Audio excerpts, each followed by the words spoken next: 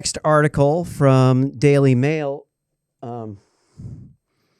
Dr. Anthony Fauci tells Australia and the world they will defeat COVID-19. Dr. Anthony Fauci appears in his first Australian interview on 60 Minutes on Sunday, sharing his message of hope as the world battles to fight the deadly disease.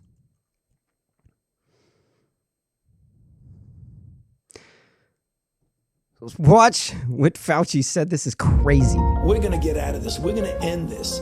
Guarantee. The best news of the year. It's going to end in Australia. From the expert who knows. It's going to end all over the world because we have the capability of doing it, and it's up to us. On 60 Minutes. In science, the facts and the evidence speak for themselves. In his only Australian interview. He's a little bit of an alarmist. No, I describe myself as a realist. Dr. Anthony Fauci explains how to survive a pandemic. Dr. Fauci's made some mistakes. Alongside the toughest boss in the world. We've listened to Dr. Fauci. I haven't always agreed with him. That was like he's a rock star. A good relationship. Well, I would say it's complicated. Does anybody have any question? How about that for a euphemism? Sunday, after the block on 9 Woo! and 9 Down! Woo! Obviously, Thank you very much, Fauci Mr. thinks Vice he's a President. rock Just star. to give you I'm a going to push back on Mr. Fauci here. I haven't seen jack shit from Fauci. I don't know what the fuck he does. I do know that he coordinates large-scale studies. And I am not going to pretend like I am anywhere near qualified to do that. But honestly, I couldn't tell you what the hell Fauci does. He's never done anything important. Let's look up Mr. Fauci. What has Mr. Anthony Fauci even done? Because all I've heard so far is him sound like a complete fucking idiot about COVID. About half the deaths from COVID, half of the deaths are from people with pre-existing, from people over the average age of death. When's Fauci said this, dude? He's looking at the numbers. This dude should totally know, oh, well, this stuff's not deadly at all for young people. And that young people, if they put it off until next year, they might have diabetes or cancer, might greatly increase their chance of dying from COVID. So what did this guy do? His awards were Maxwell Finwell Award, Ernest Achievement given annually by the National Foundation of Infectious Disease. So it's some rubber stamped thing. Another award, Biomedical Sciences. Some awarded thing. Okay, so what has he actually done in his career? I want to know what Fauci has actually done that makes him so career. Medical achievements. He visited the NIH in 1995. He met with George Clinton, received National Medal of Science for AIDS, HIV research. So he's good with the immunosuppressive agents. He knows some stuff about polyarteritis nodosa, granulomatous with polyangiitis, imofemototal gonotomitis, the 1985 Stanford University Arthritis Center study for the American Rheumatism Association. Member of ranked Fauci's work with the treatment of polyarteritis. Okay, so what did he actually do, though? He contributed to the understanding of how HIV destroys the body defenses, leading to the progression of AIDS. He outlined the mechanisms of introduction of HIV expression by endogenous cytokines. Okay, so he came up in the HIV thing. So this, and then he testified in Congress on Ebola. So I wouldn't really classify this dude as being like a genius. I would classify him as being a hard worker who did some, he was a smart guy.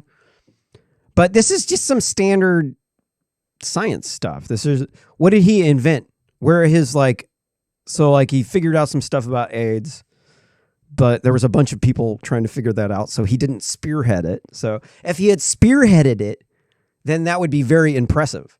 But he did not spearhead this thing. It was going by itself. So he just did some research. Fauci said he was worried the George Floyd protests could lead to a spike in COVID-19 cases. But he'll tell you you need to wear a mask. He'll say you need to wear a cloth mask, that you need to wear it in any sort of indoor area. And it's because he's a scared old person. He's not the kind of person I would follow into battle. I would expect him to tuck tail and run like a coward because he's an older person. This is a battle where he would be affected. So I think personally, he should not be the head of the CDC because of his age, because it prevents him from making reasonable judgments based upon fear. Most of this guy's judgments have been made based upon evidence that he takes from Democrat scientists. 86% of scientists are Democrat. I pulled this out earlier. So we're going to look at the thing because I pulled it out. So let's actually look into it. This study from Pew Research Center says, titled Public Praises Scientists, Scientists Fault Public Media. This will show you the voting tendencies of scientists, and you'll see that it's down here a little bit, that 86% of scientists vote for Democrats. Here it is. 86. So we look at the 6%. Here's the 6% Republicans. So registered Democrats, they're 35%, which is 10% above the average. And then the other, this is the brainwashed group, the independent groups, because they vote for Democrats. They say they're independent, but they absolutely, well, hold on. These and the Democrats are brainwashed. So, oh wait, hold on. No, I said that. I was looking at the public. Oh, no, sorry. I said the numbers wrong. Scientists, 55% of them are registered Democrats. General public is 35. 30, about the same as independent. That's statistically irrelevant. So we could see, obviously, they have an extreme bias against Republicans in the scientific community. You could definitely, from my experience, I found them to be the epicenter of cancel culture. The reason why I got canceled was because of these scientists. It's because they hate Donald Trump. They had Trump derangement syndrome, and they didn't like my tone of voice, and they thought because I was not a feminist that I was a misogynist. Because to them, it's just black and white. They look at everything through a political lens. This is why you cannot trust anything that they say about anything political at all. If it comes from a scientist and it's not data, you can't trust it. You can trust it less than you can trust other people's information that's not scientists. And the reason for it, I'm an engineer. I don't like to say that. I don't want to say that. I want to say you can trust these scientists. They're smart people, but my experience with these people is that is not true. It is not true that you can trust them. It is the only thing that is true is that you can't trust them, that they will do something. They will look at the data through a political lens. And the reason is because when they go to college, and the colleges have been radicalized by left-wing extremists, then they believe the liberal dogma. They expel everyone. They fire. They cancel everyone like me. They're all gone. That's why I'm doing this show, is because I was canceled. I don't have any other options. They came for me. They're coming for you next, and no one will be there to speak for you if I do not speak for you. I have to speak for myself, and when I do so, I will also make sure that I speak for you. And they absolutely despise people that they think are not, that they think are racist. And the reason for this is because the tech companies and a lot of other companies too, but it's a big problem in tech. They've been taken over by immigrants. So like 1 in 10 people in the United States is an immigrant now. And that's crazy. It used to be like 3 to 5% of people were immigrants, like really, really small percentage of people. But then it's doubled.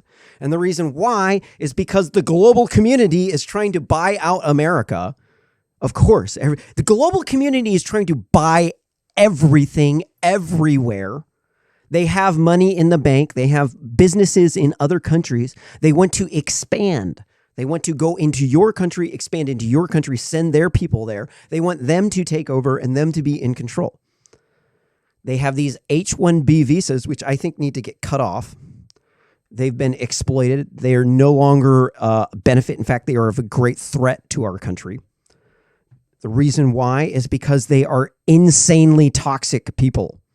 You want to talk about the most toxic people in the industry? Look at H-1B visa people.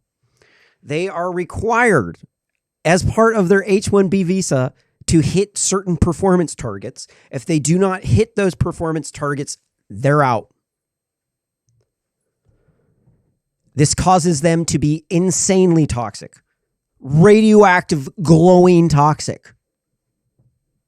We're talking you can get radiation poisoning off the toxicity from these people. And the reason, now they're nice people on the surface, but they engage in toxic positivity. They are isolated. They're lonely. They tend to lash out like the other guys who are in the same boat. I know because I am an engineer who also has gone through lonely, isolated periods of working all day and then lashes out too. It's a common pattern with people who crunch. I own a business, so I have to crunch. And when you crunch, you end up with, you can end up with PTSD. It can be bad. It can turn into complex post-traumatic stress syndrome. The H-1B visa people, we're all being compared to these people. If the tech companies could have their way, they would fire all of the Americans and hire all H-1B visas. That's because they want to bias everything towards their group of people. They want to take away your resources and make sure that you can't compete with them, because that's how capitalism works. Capitalism works through you gaining control of the market and then maintaining control of the market. And if you can't do that, you are not going to be a very good capitalist. But there's a problem with these people in these corporations up in these ivory towers, is that they fire everybody else. They get up to the top. Then they fire everyone else. They make it to the top of the ivory tower. Then they institutionalize this overworking culture where in order to be able to be in that group of people, you have to crunch. You can't have a kid anymore. So if you're a woman, you have to give up having a child and a family so that you can slave for these corporations so that you can meet the cost benefit of the H-1B visa people. Because it's you have to understand that corporations look at you like a dollar sign. You are nothing but a dollar sign to these people. They don't actually care about you. They're not actually your friends. They're your coworkers. The moment it's going to be expedient for them, financially beneficial for them to get rid of you, they will get rid of you. It's the way it works. You have to continue to provide that value. You have to continue to up the value for the dollar, or else you're gone. You're out. That's why these people are glowing radioactive toxic, because they fire everybody. A lot of them come from Europe. A lot of them come from China. They come from communist countries like Vietnam. I've definitely had a number of friends from Vietnam and engineering friends. They, through Intel, they get scholarships to go to school at Intel or to go to school and work for Intel. So Intel goes and recruits the best and the brightest students. They send them to Portland State University, where I used to be a student ambassador at when I went to engineering school there. And they're the competition for us. So I got kicked out of engineering school mainly because they didn't like my voice, but because my GPA, I had developed CPTSD from having to be my own attorney in court. It's called legal abuse syndrome. My child was kidnapped by a radical feminist who held my son hostage in a hoarder house. It looked like the inside of a trash can. And it was my son's grandmother. She got an attorney and made up a bunch of lies. Got some Oregon judge to take away my kid because they said I used a baby monitor and that I threatened to deny contact to the grandmother. This was after my son's mother neglected my child. There's background information. My son's mother was a piece of shit. Went down the toilet. She got in trouble with DHS, and her mom went and tried to get the kid.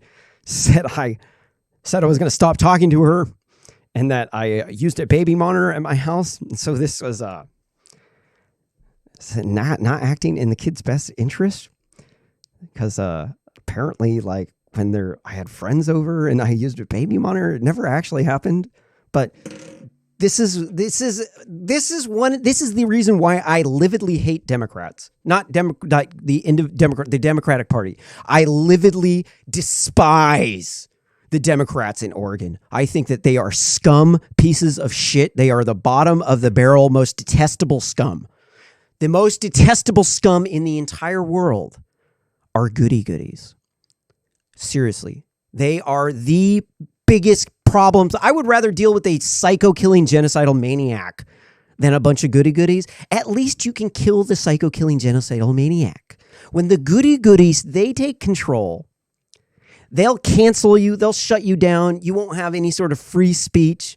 And these scientists are goody-goodies, dude. You want to know why drugs are illegal? Blame the scientists, dude. Why are they illegal? Because a group of scientists said, we know the data. We're scientists. We saw the graphs. We looked at the data. It said drugs are dangerous. Marijuana is a gateway drug. And then they illegalized drugs. They did a war on drugs. Killed over 1 million people in the war on drugs, counting all the deaths in South America and Central America, as well as the extra overdoses that would have happened. It was well over 1 million deaths. And so they're selling you on fear. This is the same kind of shit that they did when they outlawed drugs. They said, no, we're trying to protect people. We can't let people actually think for themselves or take their own health into their own hands. No, you need to have the government needs to control that for you because you're unable to think for yourself, because they are so much smarter than you. They know everything about infectious diseases. They know how your house is supposed to be run. They know where you're supposed to wear a mask. They know when you're supposed to go out to a bar, when you're not going to. And obviously, this is completely untrue. Obviously, no one knows this but you. Obviously, you are not stupid, else you would not be watching this show. Obviously,